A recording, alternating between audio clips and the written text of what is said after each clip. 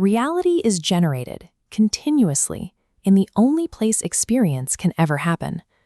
The physical world exists in its own dimension, but our felt, lived experience is produced entirely from within. If this operation is universal, why are the results so wildly different? Why does one person move through life with fluency and ease, while another feels trapped in a repetitive loop of the same difficulties? The difference lies in the operating frame the mind is using. There are two ways the system can be set up, and only one of them has access to a source of fresh material. From this perspective, feeling stuck is not a matter of bad luck or insufficient effort. It is the predictable output of a system running a specific set of instructions. In the first setup, the outside-in frame, the external world is taken to be the source of reality. This collapses the entire spiritual dimension of lived experience into physical mechanics. Operating this way requires a massive amount of energy dedicated to managing the impact of the outside world. We try to change how we feel by rearranging the physical parts of our lives, building resilience and coping with what arrives. In this work, the term wisdom refers to a formless archive of fresh, not yet known material. It exists as a source sitting before form, distinct from the facts and memories we usually call knowledge. There is a critical structural law at play here. Wisdom exists exclusively in the spiritual dimension. The physical world of matter and biology operates by its own laws, and none of those laws contain this source of fresh material. By declaring the physical world as the only real dimension, the outside-in frame cuts the system off from the archive of wisdom.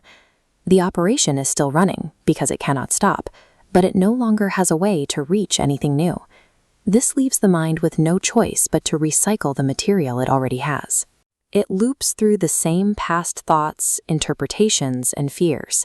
The sense of being stuck is simply the system feeding on itself. The second setup recognizes that while the physical world exists, our felt experience of it is being continuously generated on the spiritual side. This shifts our relationship to the environment. The room, the books, and circumstances are no longer the source. They are the rendered form. Because this frame acknowledges the spiritual dimension, the connection to the source remains intact. The system is structurally open to wisdom once again. The mind can now draw from the unknown, material that has never been thought or rendered before. The bridge between the unknown and the known has access to its actual source. We see the evidence of this connection in every moment of genuine insight. A sudden flash of recognition or a fresh understanding arrives without any mental effort, because it consists of material that was not in the system a moment ago. This quality of freshness is the signature of the unknown. It feels different than forced thinking, because it is an arrival from a place we didn't know was there. The immediate change people experience comes from the fact that an entire dimension of source material has been brought back online. The system is no longer limited to what has already happened. If you have felt exhausted by repetitive patterns, it is helpful to see that the system was simply functioning as it must when restricted to a closed loop. It was doing exactly what it could with the only materials it could reach. There is a mechanical futility in trying to fix the outside-in frame while staying inside it. Trying to find wisdom by rearranging physical circumstances is like searching for water in a place where the substance does not exist. Conversely, the inside-out setup is already complete. There is no practice to develop or skill to optimize to make it work better. The structure allows wisdom to come through the moment it is operating. Because better thinking cannot bridge the gap between these two states, the only way forward is a moment of recognition. This is a shift in how we see the system itself. It is the recognition that the operating frame can change, a moment of seeing that doesn't require a technique to maintain.